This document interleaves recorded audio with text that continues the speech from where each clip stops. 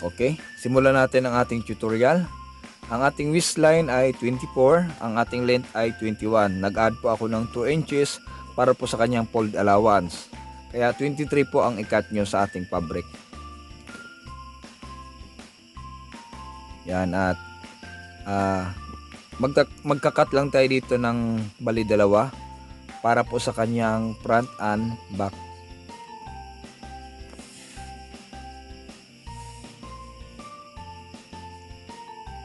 Okay, at mag-cut na rin tayo para po sa kanyang waistband. Kaya ang finish na lapad po ng ating waistband ay 1 inches lang po. Pero ang ika-cut natin dito sa fabric ay 3.5 inches. Yung 1/2 inch ay para po sa kanyang sewing allowance, at yung natira na 3 inches ay yun po yung ating i-double fold para makabuo po tayo ng 1 inch na lapad ng ating waistband. Okay. Kung ang ating waistband ay 24, ang fabric na ating puputulin ay nasa 26 or 27 inches. Kailangan po kasi sobra yan kaysa ating waistband. Okay, mag-cut na rin tayo para sa kanyang side pocket. Okay, pwede na po dyan ang 10 or 11 inches na haba ng ating side pocket. At sa mga hindi pa po gaanong marunong kung paano po ang tamang pag-divide ng ating mga plates, ina-encourage ko po kayo na panoorin nyo muna ang video ito na ipapakita ko sa inyo, dahil dito po ay tinuro ko po kung paano po ang tamang pag-divide sa ating wristband. Ito pong video na ito, at pagkatapos nyo itong mapanood ay saka nyo balikan ang ating tutorial sa araw na ito. Okay, ito yung ating center, yan. At mula sa center, magguhit po tayo ng 2 inches. Yan, tapos 7.5 inches. Tapos 2 inches uli. Tapos 7.5 inches uli. Tapos 2 inches. 7.5 inches uli. At yung natira dyan na 1 inch or 3/4 ay para po yan sa kanyang sewing allowance. So gayahin nyo lang po yung ating paraan kung paano po tayo nag-pattern ng skirt. Yung video na pinakita ko po sa inyo ay mahalagang matapos nyo panoorin yon para magkaroon kayo ng idea sa ating tutorial sa araw na ito. So mula center 2 inches, tapos pagkatapos ng 2 inches 7.5, tapos 2 inches uli, 7.5 inches uli. Basta gayahin nyo lang yung pattern na tinuro ko po sa inyo. Yan, kasi po yung pattern na yun ay 24 inches po yan. Okay, at ito po yung ating overlock, yung dalawa na ito. Okay, at ito na po, na-overlock ko na po yung ating skirt. Yan. At dito po ay mayroon pong mga marking dyan, yung ginawa natin kanina. O, pagtatapatin lang po natin ang mark to marking po. Yan, mula sa una, pangalawa. Yan, klaro nyo lang yung ilalim na matatapakan nyo ng maayos, na hindi po siya tabingi. Yan. Mula sa marking naman uli, tapos yung pangalawang marking. Yan, pagtatapatin lang po natin yung mga marking na yan. Katulad po ng ginawa natin doon sa pag-pattern ng ating palda. Yan. Straight lang natin yung ilalim. Dahil pag hindi po straight yan ay papangit po yung ating mga pleats. Okay, diretso lang po natin. Yan, at yung sa kabila ay papunta roon, at dito naman ay pababa. Kailangan po kasi yan, magka kabilaan. Back pleats po kasi ang tawag dyan. Okay, ganun pa rin yung procedure. Yung bawat pleats ay pagtatapatin lang po natin. I-sure natin yung ilalim na hindi po siya magiging tabingi. Kailangan po pantay. Yan. Okay. At urong muna natin. Balik tayo dito sa gitna. Tapos yung marking. Tapos yung kasunod na mark. Pagtatapatin ulit natin yan. Yan, iayos lang natin ang ilalim na pantay po siya doon sa ibabaw.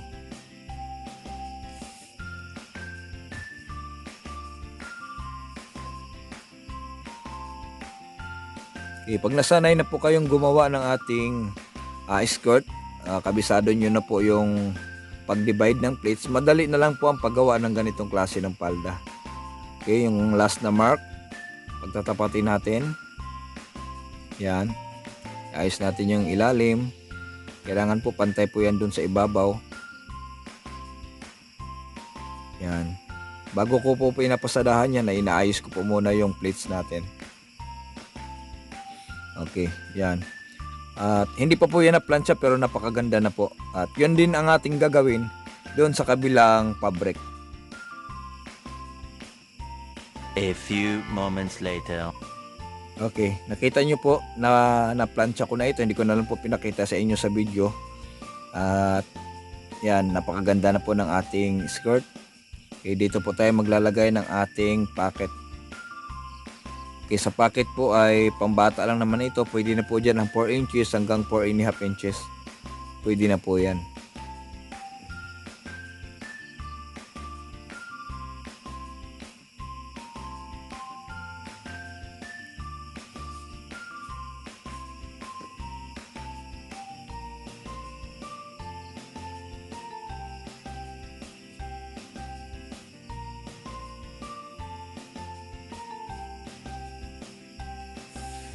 Okay, at lalagyan natin siya ng nut, yung kanto. Yan, taas baba. Tapos ikat natin yung gitna para hindi po siya makapal. Okay, tapos tap natin ng 1/16. Doon tayo mag-tap sa pocket. Yan, tapos saka natin i-close yung ating pocket.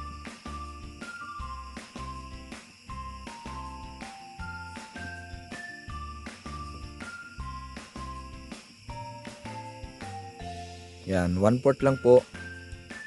Pagkatapos baliktarin natin at itap ulit natin ng 1/4 para matibay po yung ating pocket. Hindi po siya madaling matastas.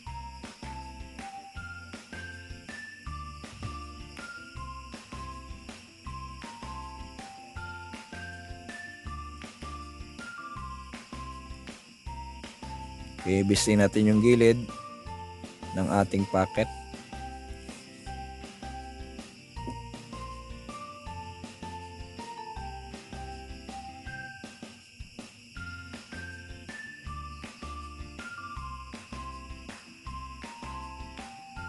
Yan, at pagdating dyan sa bandang ibabaw, bago natin pasadahan yung ating pocket, bago natin ibisting, ay ayusin natin yung pleats ng ating skirt.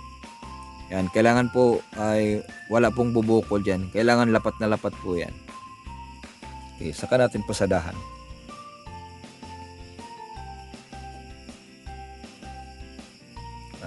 Pagkatapos ay i-connect na natin yung kabilang fabric. Yan, kasi magsi-zipper po tayo sa kabilang side.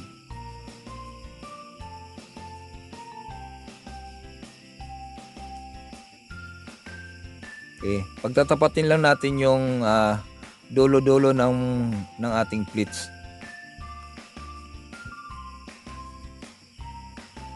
Yan, yung dulo na yan, pagtatapatin lang natin. Tapos mula doon sa taas, okay na po dyan yung mga 6 inches ang baba niya bago dyan yung ikabit yung zipper.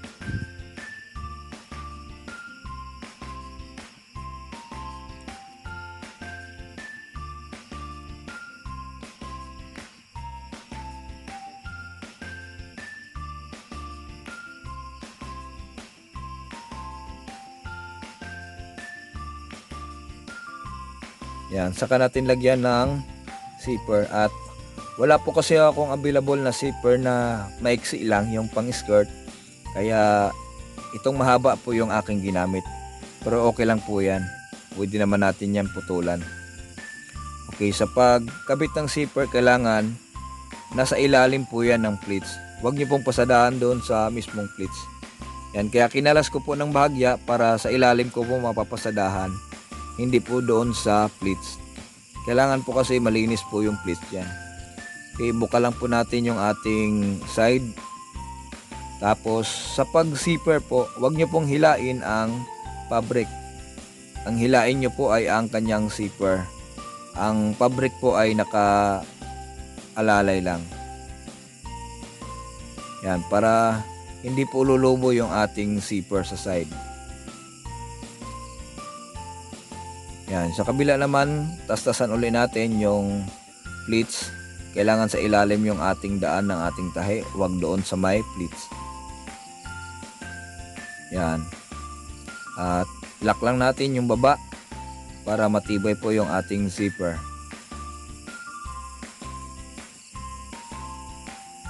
Okay, ulitin ko, huwag nyong hilain yung fabric. Ang hilain nyo yung zipper sa ilalim.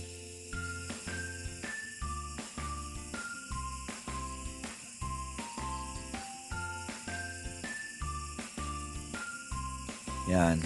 Kailangan po yung pleats yan makita na wala pong nakatahi. Yan. Ganyan po dapat ang side ng ating zipper. Hindi halata. Okay, cut na natin yung ating zipper. Tapos ibalik natin yung bisting. Tahian natin uli yung kinalas natin kanina.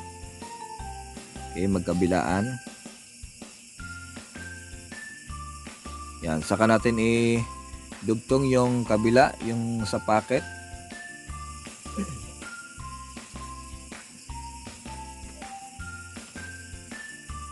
Yan, pagtatapatin lang uli natin yung mga pleats sa gilid niya. Tapos sa gilid tayo ng pleats mag-tatahi.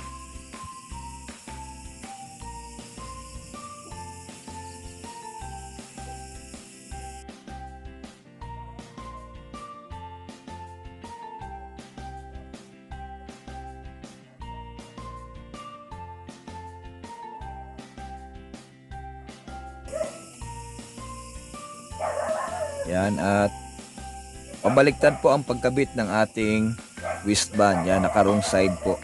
Bago natin ikabit yung ating wristband. Yan, kailangan po nakasobra palagi yung ating wristband doon sa kanyang skirt.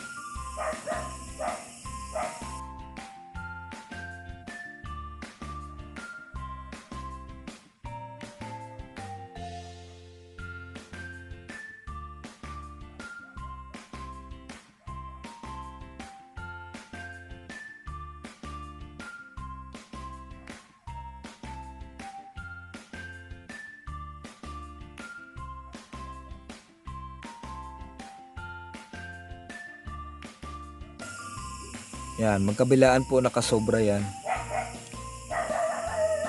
Okay. Yung ilalim po kasi niyan ay kailangan meron po yung pasobra. Yung sa ibaba po wala na. Okay, ito yung sa ating sa ilalim. Yan, dapat po nakasobra yan kahit na mga 1 inch pinaka ano niya. Pwede ring 1.5 pero standard po niyan ay 1 inch lang po ang sobra niya mula doon sa zipper. Yan, double fold po natin yung ating wristband para ang finish po niyan ay 1 inches lang po ang lapad.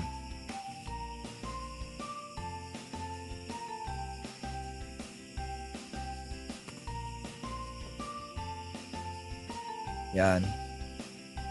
At sa kabila ay pantay lang po doon sa zipper. Yan, double fold uli natin yung ating fabric wristband. Yan, para ang finish po niyan, dahil 3 inches po yan, ang magiging finish niyan ay nasa 1 inches na lang po. Sinadya ko po yan para makapal po yung ating wristband, hindi po siya manipis.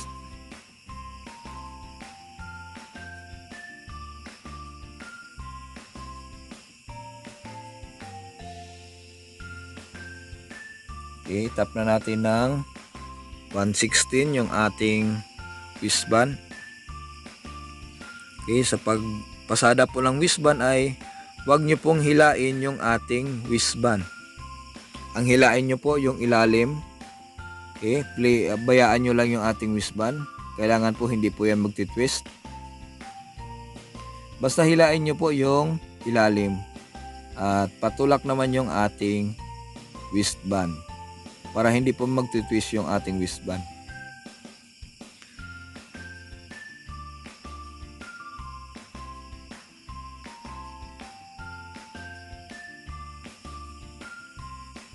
So sa pagtahip po ng wristband, kung ang ibabaw nyo po ay 116 po ang ibabaw, dapat po sa ilalim niyan ay 116 din po. Dapat po hindi yan bumagsak yung tahi natin sa ilalim. Yan, kailangan parehas yan doon sa ibabaw.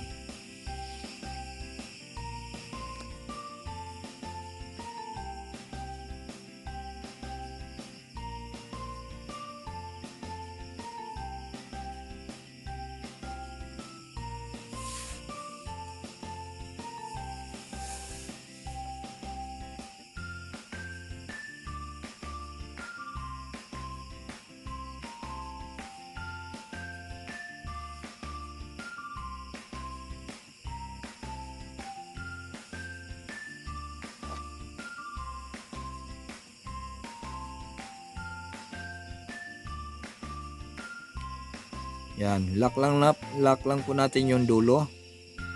Okay, saka natin paikutan uli ng pasada. Magsimula tayo dito. Yan, lock lang natin yung gilid ng may zipper.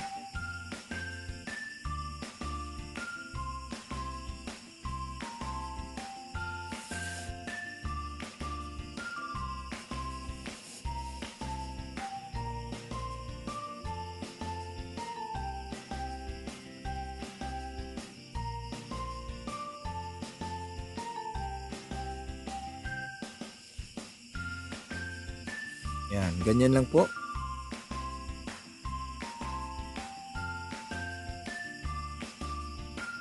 Yan, yung haba naman ng ating skirt ay sukatin nyo. Tapos kung ilan yung sumobra, yun po ang inyong fold. Yan po ay sobra po yan ng 2 inches or 2.5. Kasi ang finish po ng ating skirt ay 21 lang. Yan, ibukan nyo po yung side kapag nag-top na po kayo ng fold.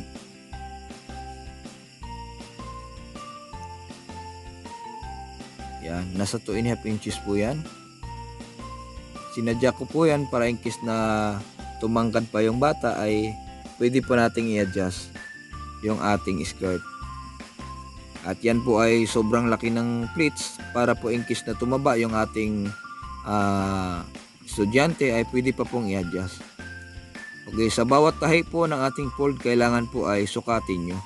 Kasi minsan nagkakamali po tayo ng tansya sa ating pag-fold. Kaya mahalaga po bago pasadahan ay sukatin nyo muna.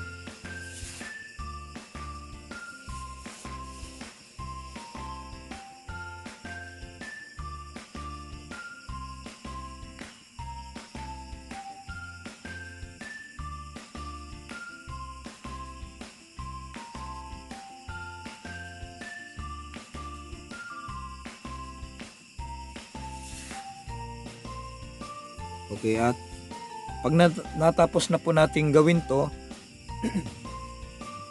ay saka natin ipa-plancha yung kanyang laylayan kasi nabago po ang plancha niyan dahil po sa nagkaroon na po siya ng fold. Pero madali na lang po i-plancha yan dahil meron na po yung guide.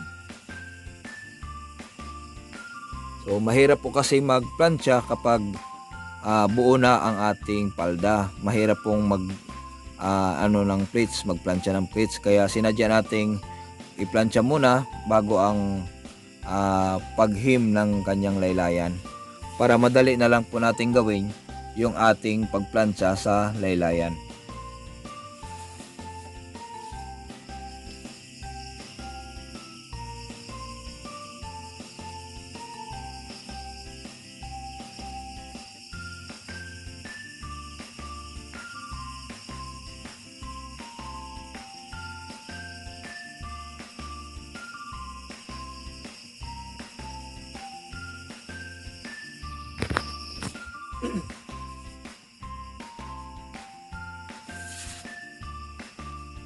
Yan, yan po yung ating, yan, may ang 1 inch na sa ilalim po. Okay, sukatin natin yung ating waistline. Yan, nakuha natin ang 12, kalahati ng 24. Yan, basta masundan lang natin yung ating pleats ay hindi po tayo magkakamali sa ating waistband. Okay, itong laylayan na ito ay atin lang po itong ipaplansya para maging okay po yung ating skirt. At ipapakita ko po sa inyo ng ganito lang saglit. Okay, ito yung ating finish product. Yan, napakaganda po niyan, malalim po ang pagka-pleats. Yan, sundin nyo lang po yung ating tutorial. Okay, at salamat po muli sa inyong suporta at kita-kita po tayo sa sunod na upload ng aking video. Paalam po sa inyo. God bless po. God bless.